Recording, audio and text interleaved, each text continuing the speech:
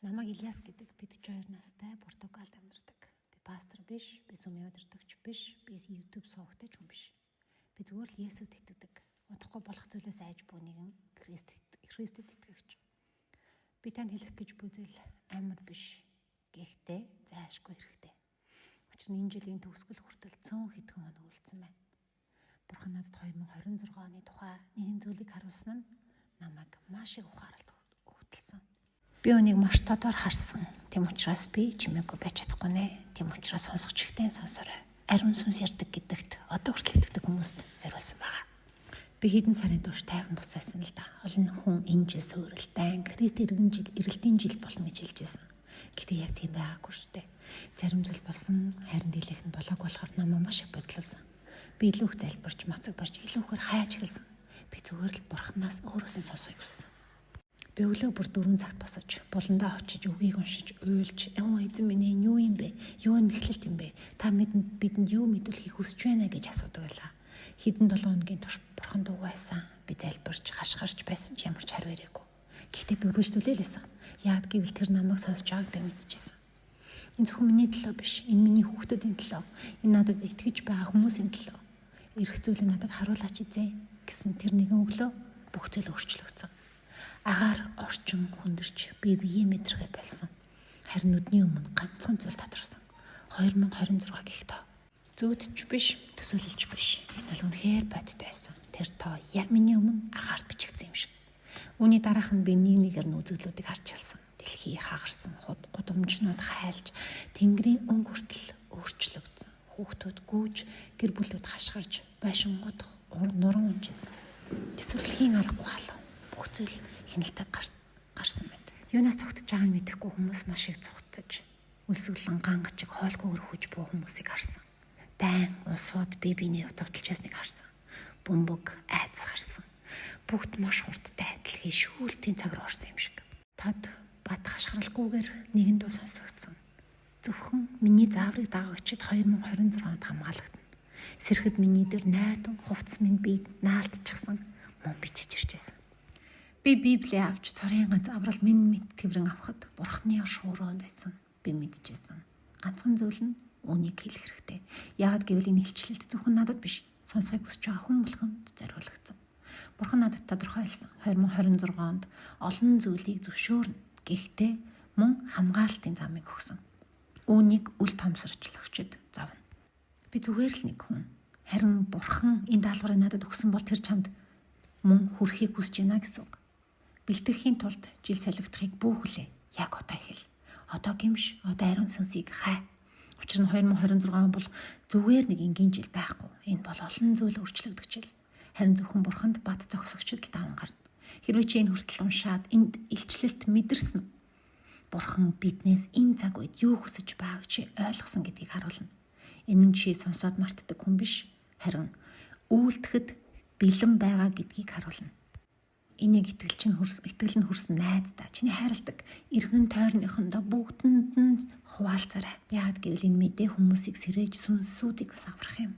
Энэ бол надаас биш, харин тэнгэр дээрх байдаг эцгээс юм. Тэр өглөөний дараа мэдээж би унтж чадаагүй. Орны ирмэг дээр би Библийг тавьчаад суужсан. Оюун санаа минь дүүр Бурхан ирэх зүйлсийн трейлерыг надад үзүүлсэн мэт. Харин тэр дүрслэл толгойноос юусаа гараагүй. Миний харсан тэр халуун, энгийн биш. Гудамжнууд ангааж, модод дотроос шатж байгаа юм шиг. Байшингуудад оргиж хүмүүс цөхрөнгөө барж исэн. Би бүх дэлхий зовж шаналхыг харсан. Хамгийн аимшигтай нь хүмүүсийн нүдний айдас. Өмнө нь хизээж харж байгаагүй тэр аимшиг. Зовдохыг хүссэн ч хүлээгээд хүшсэн мэт төгшөр. Ээжүүд хүүхдүүдэд тэрвэрчгээд уйлж хаашааж явахаа мэдэхгүй байсан. Хүмүүс гудамжаар гүйж, хоошоо байн харан ямар нэгэн юмнаас хөөгдөж байгаа юм шиг. Харин би юу болохыг нь хараагүй. Занал хийлэл. Агаар орчин там газар дээр буусан мэт хурц хүнд болсон. Энэ бүхний дундаас би асуусан. Эцээ энэ юу вэ гэж. Хариу ирээгүй. Зөвхөн дүрслэлүүд үргэлжилж цээж нөтөр хүчтэй өвдөлт мэдрэгдсэн. Бурхан хүндрэлтэнд анхааруулж байсан ч тэд сонсохоос татгалцсан болохыг харуулж байгаа мэт. Хүүхдэд тэрсэн ээжүүд авралгүйж байсан. Би хүсэн амьтад харсан ус ширгэж, зах худалдаанууд хоосорч, газар ямар ч үр шимгүй болсон мэт. Бүх зүйл ховор Бүх зүйл үнэтэй, бүх зүйл алдагдсан байсан. Харин хамгийн хүнд нь ихэнх хүмүүс бэлтгэгдээг байсан. Сүнслэгээрч бие махбодын хувьд ч биш. Зөвхөн өвдөлт, зөвхөн цөхрөл хариуцлагагүй байдлын үр дүн л харагдсан. Тэгээд дайн, тесрэлтүүд, цэргүүд, гудамж, хорооллоод галд авцсан. Таанг, эсэх онгоц. Хүмүүс бүхнээ орхиод зүг чиггүй зүхтэж байгааг харсан. Хүн болгон өөрийнхөө төлөө хинч туслаагүй. Гэр бүлүүд салж хагцхаас. Хүмүүс хийлд авах гэж оролцсон. Харин хамгийн аимшигтай нь жижиг улсууд газрын зургаас арчигдан алга болж исэн. Бүх зүйл маш хурдан, маш хүчтэй, маш бодит. Энэ юу гэж Бурханаас нүүр буруулсан дэлхийн ертөнцийн үр дагавар. Тэгтэл нэг сонин зүйл болсон. Тэнгэр харанхуйлж улаан автралсан. Бүхнийг зузаан манан бүрхэд тэр харанхуй харлаагүй. 2026 оны бүтэн жил тэр манд боогдсон мэд. Нар харагдхаа болж хүмүүс улам даарч, улам төөрөлдөж, дэлхий өөрөө амьсгаа богдож байгаа мэт санагдсан. Тэгэд тэр орчинд би дахин тэр дууг сонслоо. Энэ удаа бүр илүү дот. Миний сүнс гэртэнд байгаа хүмүүр аврагдана гэж. Энэ үгийг сонсоод би хөшчихсөн. Би ойлгосон л да энэ бол шашны тухай биш, энэ оршихуйгийн тухай. Энэ ариун сүнсний оршихуйн тухай. Би дахин хэлье. Энэ бол маш тод байх ёстой. Миний сүнс гэртэнд байгаа хинч аврагдана. Энэ гой сонсогдох үг биш. Энэ бол сэтгэл хөдлөлч биш. Энэ бол заавар. Хэрвээ чи үүнийг ойлгосон бол хэдийнэ сэрж эхэлсэн байна гэсэн үг. Бурхны сүнс чиний дотор бөгөөд чиний гэрт оршин байх явдал. Тэргүүгээр хинч тисч үлдэхгүй. Тэр өдрөөс хойш би гэртээ бүхнийг өөрчилсөн. Би гэр бүлтэйгээ өдөр бүр залбирч эхэлсэн, гэмшсэн. Бурхны оршихуйд нийцдэггүй зүйлсийг гэрээсээ гаргасан. Юу үздэг, сонсдог хүмүүстэй яаж харьцаа хүртэл өөрчилсөн. Би үүнийг өөрийгөө сайхан харагдуулах гэж хэлээгүй шүү. Би үүнийг хэлж байгаа нь 2026 онд бат зогсох цорын ганц аргын учраас. Сонсохыг хүсэхгүй хүний хувь заяа, зовлон. Сонсож дуулууртай байгаа хүний хувь ам. Үгийг минь тэмдэглээд ав. Хэрвээ асууж байгаа бол Илиас тэгвэл миний гэрт юу байх ёстой юм бэ гэж тэгвэл чи анхааралтай сонсоорой. Би энд юу ч худалдах гэж ирээгүй. Бурхан надад харуулсан зүйл нь гэр бүрт дуулууртай байдал чин сэтгэлийн гэмшлээс гадна харагдах хүйц 3 зүйл байх ёстой гэж хэлсэн. Нэгдүгээрт Библи, хоёрдугаарт тослогооны тос, гуравдугаарт тогтмол залбирлын булан. Эдгээр зүйлс өөртөө хүчгүй, тэд бол сахиус биш. Хин нэг аврахчгүй. Хэрвээ зөвхөн шашны маягаар ашиглах юм бол, гэхдээ ариун сүнстэй хамт итгэлээр хэрэглэх юм бол эдгээр нь тухайн гэрт сүнслэг харуултай ачлагдсан гэдгийг харагдах хүйц тэмдэг болдог. Яагад гэвэл тэр үзэгдэлд хамгаалагдсан гэрүүд тодорхой шинжтэй байсан. Тэднийг ялгаж байсныг харвас тансаглал байдал биш, аюулгүй системч биш, харин ариун сүнсний идэвхтэй оршихуй ба хүндлэлтэй уур амьсгал байсан. Бурхан яагад гэвэл гаднах төрхийг хүсдэггүй, бурхан оршихуйг хүсдэг. Тэр нь энгийн боловч чин сэтгэлийн алхмуудаас эхэлдэг. Чи өөрийн гэрийн тахилч, гэрийнхээ үүдийг тосол, гэр бүлтэйгээ залбир, ариун сүнсийг гомдоодог бүхнийг зайлуул. Чи одооноос эхлэн итгэгч болж тоглохоо болох ёстой. Яагад гэвэл чи жинхэнэ байх ёстой байхгүй. Чи тууштай байх ёстой. Чиний бодлоор эрх зүйлсийг зөвхөн нэм гаргийн хагас дутуу залбирлаар 1-2 ишлэлээр дотроо хоосон амьдралаар даван туулж чадна гэж чи бодож байна. Үгүй. Бурхан надад тодорхой харуулсан. Тиймээс би танд анхааруулж байна. 2026 онд эрх зүйлсийг зөвхөн ариун сүнсээр дүүрсэн хүмүүс л даван туулах боломжтой. Тийм ээ. Библийн нээлттэй байлга, тослогооны тостой бай, залбирлын тустай булантай бай гэж. Гэхдээ үүнээс ч илүү чухал амьд итгэл, жинхэнэ гэмшил, хэний ч харахгүй ариун байдлыг хайдаг амьдрал. Учир нь эрх зүйлс албан тушаалыг хөндлөхгүй, харин тамгатай хүмүүсийг хөндлөнө. Тэр тамга бол ариун сүнс. Гэр дотор, өрөө дотор, зүрхний дотор байгаа ариун сүнс. Бурхан надад ойлгуулсан нь энэ. Тэр өглөөний дараа миний гэр огтөр болсон. Би үүнийг эд шидтэй сонсогдуулах гэж хэлээгүй шүү. Эхнэр маань хүртэл Илиасын ямар нэгэн зүйл өөр болсон байна. Би харин яг юу болохыг нь мэдчихсэн. Ариун сүнс зочилж ирсэн. Учир нь тэр эцэст нь амьдрахад цэвэр болсон газрыг олсон. Тэр бузар зүйл донд оршдоггүй. Тэр шүтэн худал хоёр нүур гаргаж байгаа газар үлддэггүй. Тэр ариун, тэр хаан ноёлно, тэр гэрт амраа молон байна. Би хүүхдүүдээ надтай хамт залбирахад сургаж эхэлсэн. Зөвхөн 5 минут ч байсан хамаагүй. Би зочны өрөөний голдойсон зурагтаа аваад оронд нь Библи тавьсан. Гэрийнхээ үүдийг тосолж ариутгасан. Гэрийнхээ ханнуудыг гараараа урч эзэн минь ээ, энэ гэр таних, би таныг зочин байлгахыг хүсэхгүй байна. Би таныг энэ амьдраасаа гэж хүсэж байна гэж хэлсэн. Учир нь би харсан бүхнээ бодоход 2026 бурхантай тоглодог хүмүүсийг үл хүндэтгэн гэдгийг ойлгосон. Гаднаас сайхан харагдах амьдралтайч дотроо хоосох хүмүүсийг тэр он цохино. Харин Захасыг үнэнхүү хүндэлсэн хүмүүсийг аварна. Нэгэн шөнө би сонир мэдрэмжээр төрлөө. Тэр сэрлээ. Үзэгдэл биш, бодит зүйл. Босоод харахад зочны өрөөний хаалга онгорхой байсан. Би түүнийг түүчсэн байтал хаалгыг хаахаар очиод бариул түрхэд гар дагуу хүүтэн мэдрэмж гүйж өнгөрөв. Айдсаас биш анхааруулга шиг. Бурхан илүү сонир зэрэмжтэй бай. Гэрээ хамгаал гэж хэлж байгаа мэт. Би өрөөрөөгөө орж өвдөг сүгдэг чанга дуугаар залбирч эхэлсэн. Тэр залбирал сайханч биш, теологийнч биш. Зүгээр нэг энгийн зөвхөрөнгөө барсан байдал. Тэгээд би өөр нэгэн зүйлийг ойлгосон. Одоо удирддаг нь дуугүй хүмүүсийг эзлэнэ. Дэлхий дүүрэн чимээгүй итгэгчид. Утсандаа Библиэд мөртлөө гэртээ залбирдаггүй хүмүүс. Аммаараа ишлэл мэддэгч Бурхантай хамт амьд харилцаа байдаггүй хүмүүс. Тийм учраас тэд сулдараа. Тийм учраас ямар ч салхи тэднийг унахдаг. Ариун сүнс бол дагалдах хэрэгсэл бишээ. Тэр бамбай, тэр сэрүүлэг, тэр бол гамшиг төгөхөөс өмнө анхааруулдаг дуу хоолой. Түүнтэй холбогдох үед чи илүү эрт харж эхэлдэг, илүү мэдэрдэг, илүү эрт хариу үйлдэл үзүүлдэг. Тиймээс л Бурхан 2026 оноос өмнө гэртээ баттай байлгах ёстой ганц зүйлийг тушаасан. Түүний хүчтэй, идэвхтэй оршихуг. Хэрвээ чи одоо Илиас тэр үзэгдлийн дараа юу мэдэрсэн бэ гэж асуух юм бол би энэ үннээр хэлье. Яаралтай байдал, цаг дууссан мэт мэдрэмж, дахиад боломж гарахгүй мэт, анхааруулгын уйлрал дахин ирэхгүй мэт энэ сүүлчийнх нь байсан. Үүний дараа болох бүхэн үр дагавар. Бурхан шудраг, гэхдээ тэр тохиолдгүй. Тэр хайрладаг, гэхдээ тэр шүүдэг. Тэр анхааруулдаг, дараа нь биелүүлдэг. Тэр яг одоо хэлж байна. Одоо бэлд үгүй бол хитрхи оройтно. Албан тушаалтай эсвэл үйлчлэлтэй байх ямар ч хамаагүй. Судрын Библиэд байх ч хамаагүй.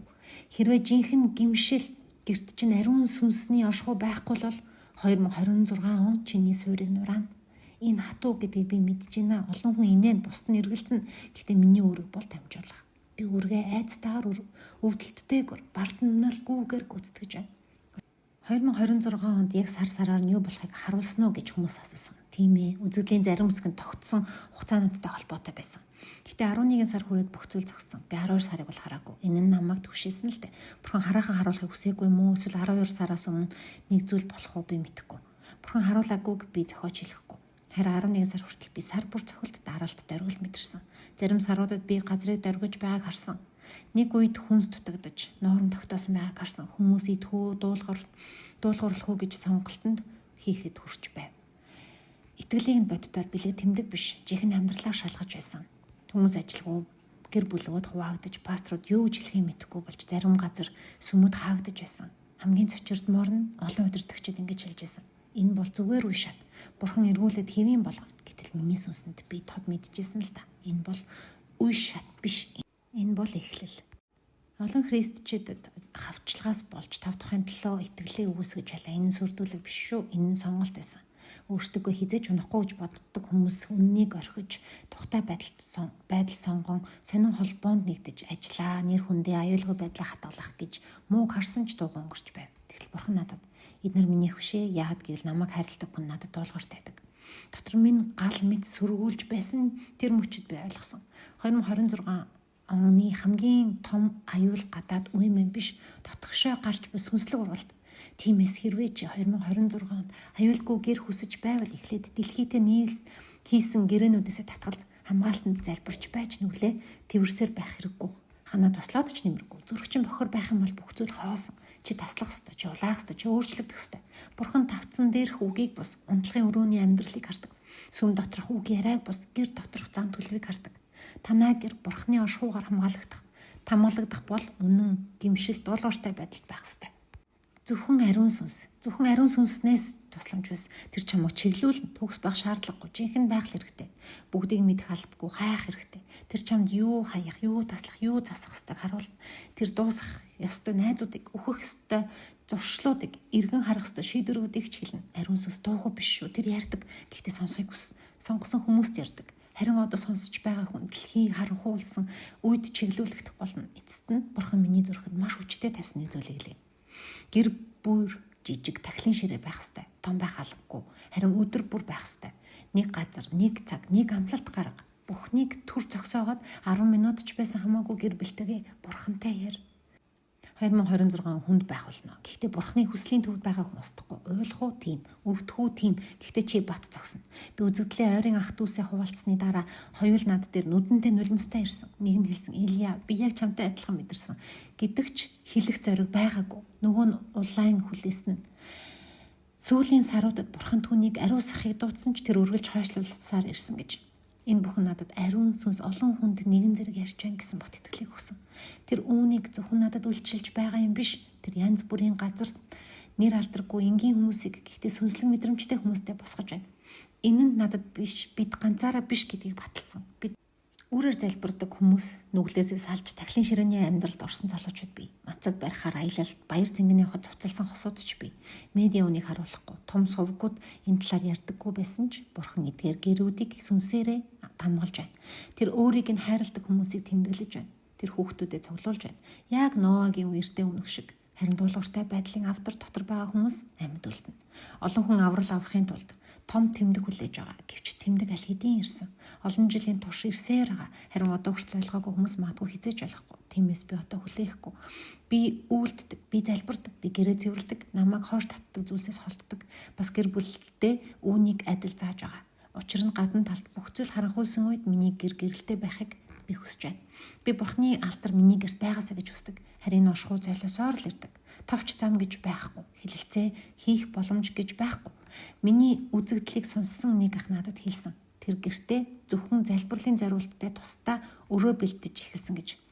Тэр зурагтаа гаргаж нэг сандал, нэг жижиг ширээ, Библи, яг аяг чидүүн жинхэнэ тус тавьсан байна. Тэр надад зургийг нь илгээхэд би уйлсан. Гэхдээ чимэглэлээс нь болоогүй л дээ. Харин хэн нэгэн энэ мэдээг сонсож хэрхэн үйлдэж эхэлснийг ойлгосон доор уйлсан. Аврал нууц газарт л төрдөг. Хэрвээ чи нүртэл сонссон бол би чамаас нэг зүйлийг гоё. Анхааруулгыг үлтөө. Египет ч бас гай гамшигын өмнө хэвэн байсан. Содом ч бас галын өмнө цэцгэлж харагдсан. Дэлхийн нэмсгэлээр л байх болно. Цохилтын мөч хүртэл гэвч анхааруулга авсан хүмүүс илүү шалтгаггүй. Бурхан засах, залруулах, цэвэрлэх цаг өгч байна. Энэ цаг яг одоо. Учир нь 2026 он аль хэдийн үүдэн дээр ирсэн. Тэр ирэхэд хариу үйлдэл хийхэд оройтсон байна. Үлдэх цорын ганц зүйл бол урах цаврах. Би ярьсаар байх болно. Хэн ч сонсохгүй байсан ч учир нь миний үүрэг аврагдахыг хүсдэг хүмүүст зориулагдсан. Хэрвээ чи тэдний нэгэнд байхыг хүсэх юм бол яг одоо бос ариун сүнсийг гуниглуулдаг бүхнийг хай. Буруу холбоонуудыг тасал уучлахгүй гэрээ тослоод дараахыг чанга дугаар хэл. Би болон миний гэр бүл эзэнд үйлчлэн гэж. Энэ бол гой сонсогдох ураа биш шүү. Энэ бол гэрээний тамга. Харин яг энэ тамгал шүүлтийн цаг ирэхэд чамайг хамгаална. Амен. Би энэ үзэгдлийг хаваалцаж ихснээс хойш хачин зүйл анзаарчихсан. Зарим ах дүүс дараагаар хүлээж авсан, бусд нь шоолж хандсан. Зарим намайг хэтрүүлдэг гэж ярьсан. Бусд нь хүмүүсийг айлгах гэж байна гэжсэн. Би бүгдийг нь дугуйл сонссон. Гэхдээ дотроос ариун сүнс надад ингэж хэлсэн. Бүгд сонсохыг хүсдэггүй Илия. Зөвхөн цангаж байгаа хүмүүс л айлгана. Энэ үг намайг цочирдуулсан. Учир нь гол нь сонсож буй хүмүүсийн тоо биш, сонсож буй хүмүүсийн дуулууртай байдлын чанар нэсэн. Бурхан үзэгчийг хайдаг. Бурхан сэрсэн хүүхдүүдийг хайдаг. Энэ илчлэлт мэдрэмжээ зөвхөн сүнслэгээр хайж хадгалсаар байгаа хүмүүст, Бурханы үгийг хайж байгаа хүмүүст, ариун сүнсний дууг үнэлж мэддэг хүмүүст зориулагдсан. Өнөөдөр олон хүмүүс сүнсний дууг тоохоо болсон. Тэд шинэлэг зүйлийг хүсдэг, үзүүлбэрийг, гайхамшигыг, гэхдээ гэмшлийг авч хайдаг. Харин гэмшилгүйгээр оршихуй байхгүй. Оршихуйгүйгээр 2026 он гэр доторч гадна талд ч сүрлийн жил байх болно.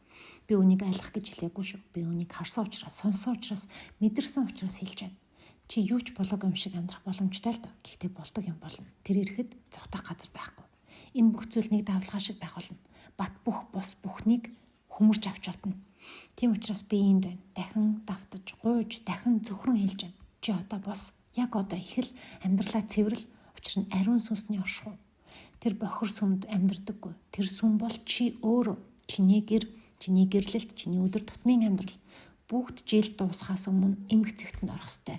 Стевэс чи тисэж үлдэхгүй.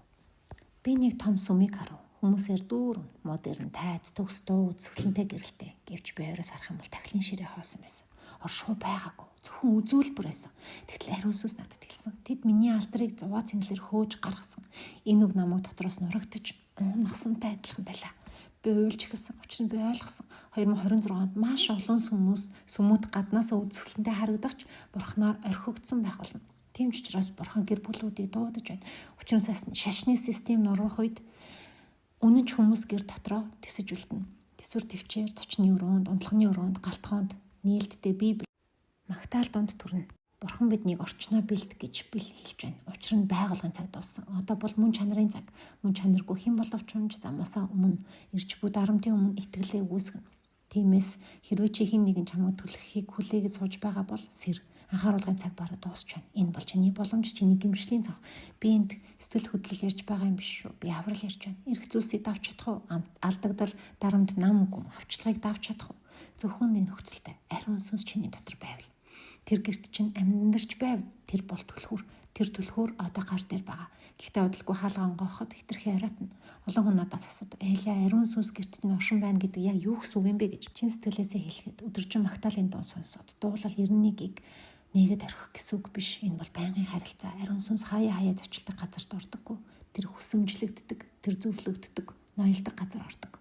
Энэ бүх зүйл энгийн боловч гүн утгатай зүйлсээс эхэлдэг. Гэмшил, үнэн, залбирал. Хэрвээ чи ариун сүнс гэрт чинь оршин байгааг мэдэрмээр байвал өөрөөсөө асуу. Даалт нүгэл байна уу? Хинч харахгүй ч бурхан хардаг зүйлс байна уу?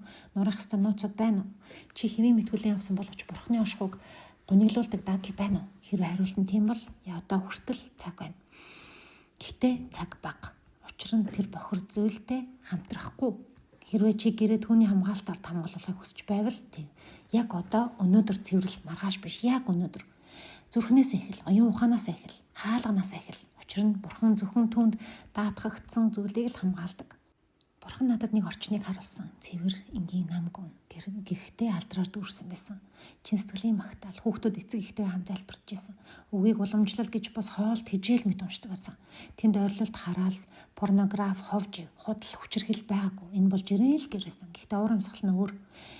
Тэр надад хэлсэн. Энд би амьдарч чадна. Энэ нь надад ойлгуулсан гол нь бүх зүйлтэй байхтай биш. Хэрэггүй бүхний хаяхад оршдог. Чи гэртээ байгаа зүйлсээс ичиж байгааг би мэднэ.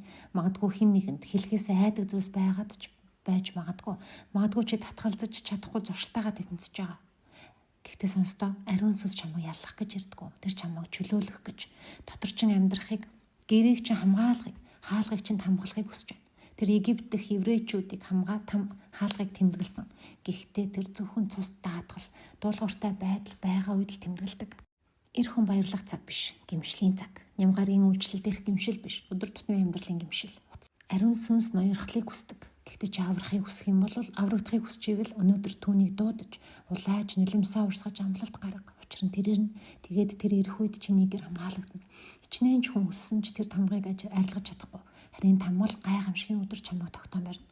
Хамгаалалт объектэд байдаггүй, хамгаалалт оршихуйд байдаг. Тос туслана, нээлттэй Библи туслана, залбирлын булан туслана. Гэтэ эдгээрийн аль аль нь оршихуйг оруулж чадахгүй. Харин оршихуй чиний хандлагаас шалтгаална. Тиймээс одоо ихэл. Гэрт чинь хинч итгэдэггүй байсан ч чамайг шоолдог байсан ч ганцаараа ихэл. Нэг хүний дотор байгаа оршихуй бүх гэр бүл нөлөөлж чадна. Энэ л чиний ялалт болно. Гадаа бүх зүйл харахулсан ч чиний гэр гэрэлтэй байх болно. Харагддаггүй бамбаа мэт. Бурхан жигнээс амьдардаг газарт юу ч хүрч чадахгүй. Үзэгдлийн төгсгөлд халуун өлсгөлн дайн харах уу гэд би харсан бүхний дараа намайг шагшин зогсоох нэг зүйл болсон. Дүр зураг гинэд бүрэн дугуйлав. Дэлхий бүхэлдээ унтраагдсан мэт санагдсан. Юу ч хөдлөөгүй. Ямар ч чимээ, ямар ч хашгиран салхиж байсангүй. Тэр мөчид би илчлэлийн хамгийн тод хамгийн хүчтэй дуу сонслоо. Бат, эрх мэдэлтэй дуу. Гэхдээ өрөвдөг сэтгэлээр дүүрэн тэр дуу хэлсэн. Одоо бүхэнд хэл, намайг дуулууртай дагагч амьдрна. Намайг үл томсорлогчд унж сүрнэ. Тэр мөчид энэ бол бурхан ярьж байна гэдэгт надад огт эргэлзээ байгаагүй. Хайраар дөрөв анхааруулах байсан. Эцсийн дуудлага, эцсийн сэрэмжлүүлэг. Бурхан хэний ч зөөрүүлэхийг хүсдэггүй. Гэхдээ тэр шударга тэр аль хэдийн маш их хэлсэн. Тэр одоо бидэнд боломжийг өгч байна. 2026 он эргэлтийн цаг байх болно. Тэр үе гэхэд хэн байр суурь аваагүй бол эрэх давлгаанд хамагдан одохолно. Хүн Библи хэрэг мэддэг нь хамаагүй, ямар их номлолтог нь ч хамаагүй. Хамгийн чухал зүйл бол чи өөрийн ярьдаг зүйлийг амьдрал дээр амьдруулж байна уу? Чи дуулдаг зүйлийг ихнээс нь эрэлхийлж байна уу? Чи бэлтгэгдсэн үү? Эсвэл зүгээр л ишлэл цээжилсэн үү? Тэр мөчид би өрөөнд өвдөг сүгдэн хүүхэд шиг болсон. Учир нь энэ захаас бол нэгэн зэрэг бэлэг бас хариуцлага болсон. Би үнийг өөртөө хатгалж болох байсан л да. Гэхдээ бурхан надад сонсох чихтэн сонсно гэж хэлсэн. Тиймээс би энд байна. Өөрийнхөө бүх сул талтай. Гэхдээ түүний өгсөн зорилготойгоор би харсан бүхнээ, мэдэрсэн бүхнээ, ойлгосон бүхнээ дамжуулж байна. Хинж итгэхгүй байсан ч би мэднэ. Ариун сүнс чин сэтгэлийн хүмүүсийн дотор энэ үгийг батлана. Тэр үнэн зүйлийг гал мэд гэрчлэнэ. Энд хүртэл уншиж энэ гэрчлийн бүх хэсгийг дагсан танд би нэг зүйлийг хэлье. Үүнийг дотроо мөхүүлж болохгүй шүү. Үүнийг зүгээр нэг түүх мэт бүх хүлээж ав. Энэ бол Тэнгэрийн заавар, амьд үлдэх бэлтгэл, зүхтах гарц. Хэрвээ чи өөр төрлийн тэмдэг хүлээгээд байгаа бол магадгүй чамд дахин цаг гарахгүй. Энэ л тэмдэг, энэ л цаг, энэ л анхааруулга, сонголт чинийх чи сонсож, дагаж хамгаалагдаж болно. Эсвэл үрл тоомсорлож, үр дагаврыг нь хурааж болно. Гэхдээ нэг зүйлийг мэд. Бурхан аль хэдийн ярьсан, одоо чиний ээлж. Би энэ Португалд энгийн гэртээ гэр бүлтэйгээ түүний тушаасны хийсээр л байгаа. Би хэн нэгэн чухал хүн биш. Гэхдээ тэр надаар дамжуулагч болгон сонгосон. Би ч үүнийг хүндэтгэлтэйгээр хийж байна. Надад алах ташлт хэрэггүй, дуулууртай байх л хэрэгтэй. Хэрвээ энэ мэдээ танд хүрсэн бол энэ бол Бурхан таныг хайрладаг учраас хүргэж байна гэсэн үг. Тэр таныг амьд байгаасай гэж хүсдэг учраас, тэр таныг тэсэж гараасай гэж хүсэж байгаа учраас, тэр таныг харанхууд гэрэл байгаасай гэж хүсдэг учраас, харин тэр гэрэл зөвхөн нэг нөхцөлтэйгээр ирнэ. Ариун сүнс таны гэрт, таны амьдралд оршин байгаа цагт зөвхөн тэр үед л ирнэ. Амен. Халелуя.